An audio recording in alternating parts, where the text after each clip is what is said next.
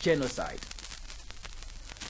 On the 6th of July 1967, the Nigerian government officially declared war against the Republic of Biafra.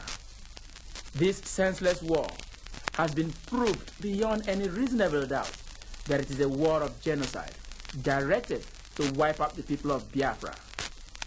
Foreign correspondents, church leaders, and other humanitarian organizations have condemned in no mild terms the disastrous atrocities of this genocidal war.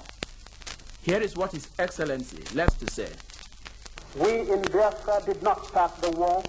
We fight in self-defense. What we wanted before the declaration of Gawan's genocidal war and what we want now is peace, so that we can proceed with the more urgent and more fruitful task of economic, social, and cultural development of our country. But do we have this peace? No. Because of Gawan's blatant rape of United Nations Convention of Genocide, Gawan conspired with his fellow Nigerians, northern Nigerians, to massacre over 2,000 eastern Nigerians in May 1966. This is genocide. Gawan murdered his supreme commander, stole his mantle of office, and proceeded to direct the extermination of army officers and men of eastern Nigerian origin. This is genocide.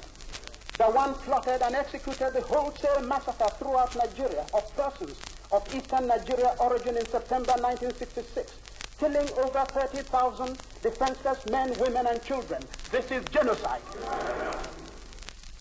Gawan genocidal acts perpetrated the mass exodus of millions of eastern Nigerians resident in different parts of Nigeria, abandoning all their properties, businesses, and their means of livelihood. This is genocide. Gawan refused to compensate eastern Nigerians who had lost all their properties as a result of his activities. This is genocide. Gawan permitted the wanton destruction of properties, looting, rape throughout those areas of Biafra overrun by his troops. This is genocide. Gawan ordered the forcible transfer of Biafran children from their homes in Biafra to Nigeria. This is genocide. For all these acts, Gawan stands condemned for genocide, a crime condemned by the civilized world under international law, a crime against humanity, a crime against God.